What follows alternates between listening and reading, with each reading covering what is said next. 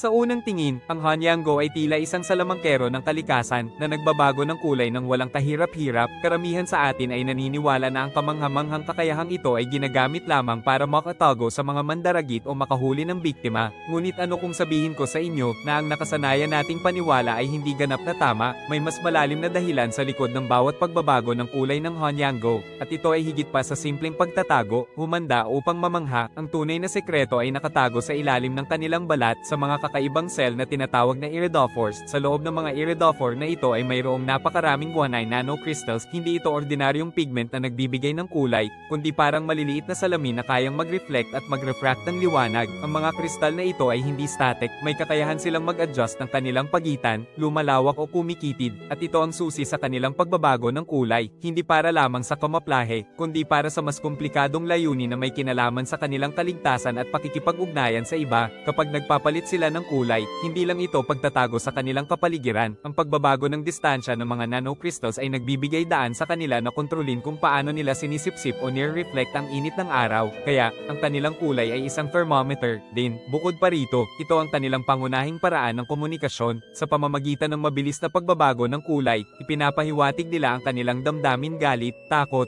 o kahit panliligaw sa kapwa Hanyango. Ang bawat kulay ay may mensahe, at higit pa ito sa simpleng pagtatago. Isa itong napakatalinong sistema ng kalikasan na tunay na nakakamangha at nagpapakita ng kagandahan ng ebolusyon.